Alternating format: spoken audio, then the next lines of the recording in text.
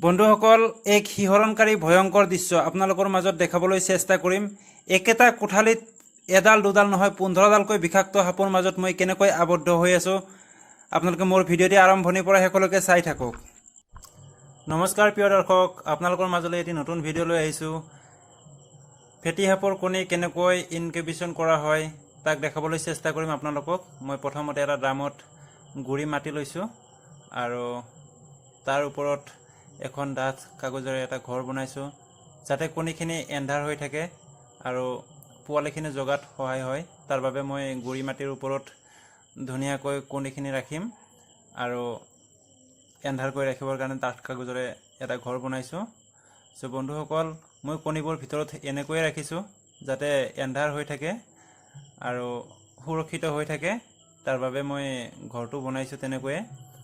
চ' বন্ধুসকল, আপোনালোকে মোৰ ভিডিঅ'টি আৰম্ভণিৰ পৰা শেষলৈ কোনো স্কিপ নকৰাকৈ চাই থাকিব। প্ৰিয় দৰ্শক, মোৰ প্ৰথমবাৰৰ বাবে এবাৰ ইনকিউবেশ্যন কৰা হৈছে আৰু আশা কৰিছোঁ আপোনালোকে মোৰ ভিডিঅ'টি চাই ভাল পাব। লগতে আপোনালোকৰ আশীৰ্বাদ আৰু মৰম বিচাৰিছোঁ, কিয়নো প্ৰথমবাৰৰ বাবে ইনকিউবেশ্যন কৰিছোঁ যেতিয়া ছাকচেছ হ'ব পাৰিলে নিজকে ভাল লাগিব। আৰু মই যেটো ডাঠ কাগজেৰে ঘৰ বনাইছোঁ, এই ঘৰটো যাতে এন্ধাৰ হৈ থাকে তাৰ বাবে মই সন্মুখৰ ফালৰ পৰা এখন ডাঠ কাগজেৰে এন্ধাৰ কৰি ৰাখিবলৈ কাগজখন ব্যৱহাৰ কৰিছোঁ আৰু ভিতৰত অকণমান পানী ৰাখি দিছোঁ। কাৰণ যেতিয়া মই সাপৰ কণীকেইটা ওলাইছিলোঁ, চ' কিমান দিন হৈছে মই ঠিক অনুমান কৰিব নোৱাৰিলোঁ। সেয়েহে কিমান দিনৰ পিছত এই কণীখিনি ফুটি পোৱালি ওলাব তাৰ কোনো মই উমান পোৱা নাছিলোঁ, সেয়েহে পানীখিনি তাত ৰাখি দিছোঁ। চ' বন্ধুসকল, এনেকৈয়ে মই বাহিৰৰ পৰা দেখি পোৱাকৈ এখন গ্লাছেৰে আৱৰি ৰাখিলোঁ যাতে ভিতৰত পোৱালি হ'লে বাহিৰৰ গ্লাছখনৰ পৰা দেখি পায়। আৰু এনেকৈয়ে মই মোৰ সপোনটো পূৰণ কৰিবলৈ চেষ্টা কৰিছোঁ।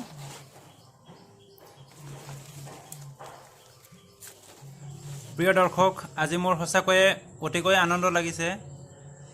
আজি প্ৰায় 1.5 মাহৰ অন্তত সাপৰ কণীবিলাক ফুটি পোৱালি ওলালে আৰু নিজকে বহুত হেপি অনুভৱ কৰিছোঁ।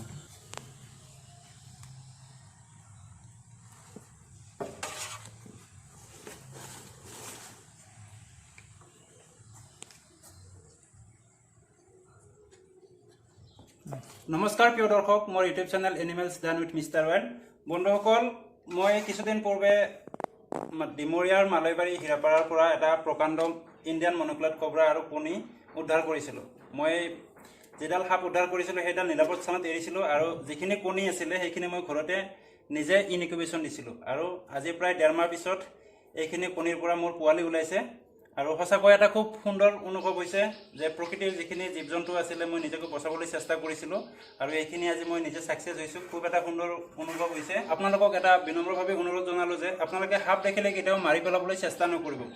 আজিকালি আমাৰ অসমত বহুতবিলাক ৰেস্কিউবাৰ আছে, তেখেতসকলক কল কৰিব যাতে তেখেতসকলে সাপটো উদ্ধাৰ কৰি নিৰাপদ স্থানত এৰি দিয়ে।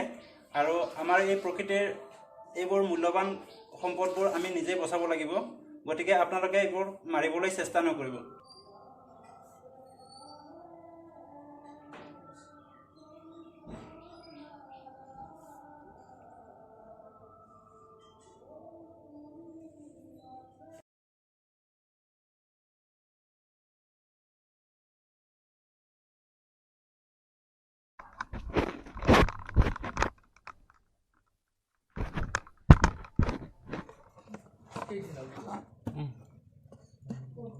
হাতত ঘূৰি আছে হাতত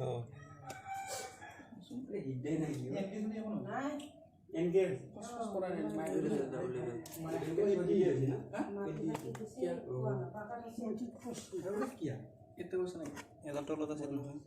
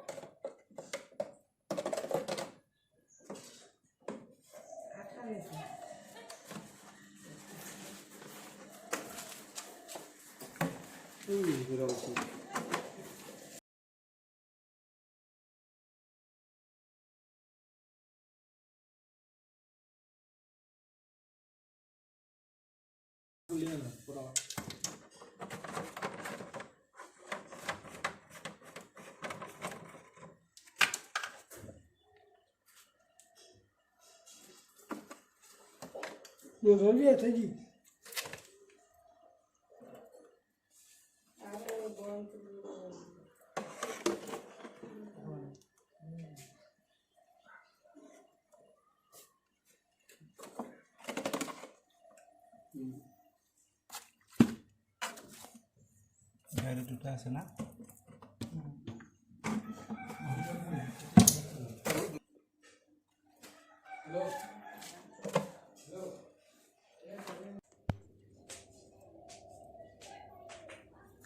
এই দুটা আছে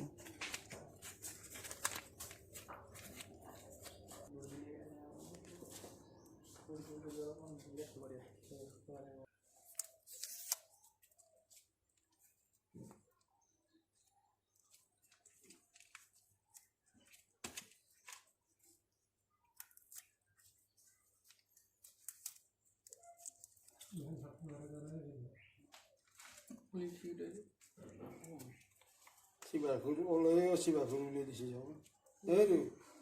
Sabi ini di mana pula lagu-lagu kita ngasih.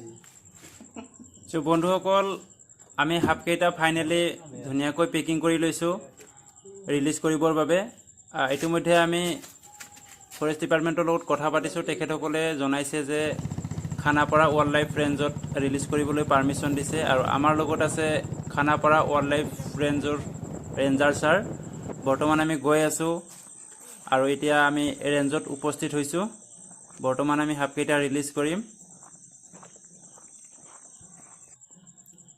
So আমি ৰিলিজ কৰিবলৈ লৈছোঁ এইকেইটা হৈছে ইণ্ডিয়ান মনোক্লেট কবৰা অৰ্থাৎ চকৰি ফেটি হাইলি ভেনমাছ হয় ইহঁতৰ গাত নিউৰটক্সিন নামৰ বিষ থাকে আচলতে সাপৰ পোৱালিকেইটা খুব মৰম লগা হয় আপোনালোকে দেখিছেই ইমান ধুনীয়াকৈ সেফলি ৰৈ আছে এতিয়ালৈকে কাৰো কোনো ক্ষতি কৰা নাই মই ইমান ধুনীয়াকৈ ট্ৰিট কৰিছোঁ সিহঁতক আৰু সিহঁতেও মোৰ লগত ধুনীয়া বিহেভ কৰিছে ভাল লাগিছে খুব মৰম লগা হয় আপোনালোকে দেখিছেই মই মৰম কৰি দিলে সিহঁতে মোৰ ওচৰত ৰৈ থাকে যাবলৈ চেষ্টা নকৰে এইটো হৈছে প্ৰকৃতি প্ৰেমৰ এক নিদৰ্শন আপোনালোকে নিজ চকুৰে দেখিবলৈ পাইছে মই আজি ফাৰ্ষ্ট টাইমৰ বাবে ইমানখিনি পোৱালি একেলগে ৰিলিজ কৰিব পাইছোঁ মোৰ বাবে খুব ফূৰ্তিৰ কথা বা আনন্দ লাগিছে আজি আৰু মোক ছাৰহঁতেও বহুতখিনি হেল্প কৰিছে আমাৰ ৰেঞ্জাৰ ছাৰ লগত আছে এতিয়াও আৰু তেখেতেও মোক বহুতখিনি হেল্প কৰিছে বা নজনা কথা দুই এটা শিকাইছে ভাল লাগিছে তো তাৰ বাবে মই খানাপাৰা ৱাইল্ড লাইফ ৰেঞ্জাৰ ছাৰক ধন্যবাদ জনাইছোঁ আগলৈ আপোনালোকৰ ফালৰ পৰা এনেকৈ সহায় সহযোগিতা পাম বুলি আশা ৰাখিছোঁ বাকলিটো গুচাই কিনে তাক ওলাই লৈ আহিলোঁ নহ'লে অকলে দিগদাৰ হৈ যায় যে পিছত আৰু এটা আছে যোৱা নাই ঠিক এটা বেছি সৰু হৈ আছে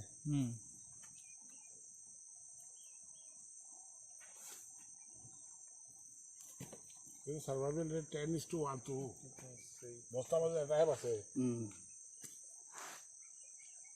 টোটেল ডিম আছিলে মোৰ 19টা 19টাৰ ভিতৰত 4টা বেয়া হ'ল 4টা বেয়া হৈছে আছিলে কিন্তু ভিতৰত বেয়া হৈ গৈছে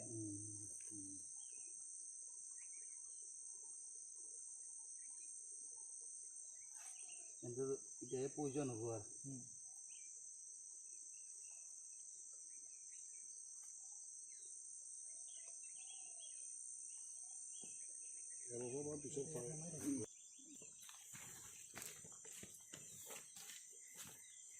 পাইতে দিয়া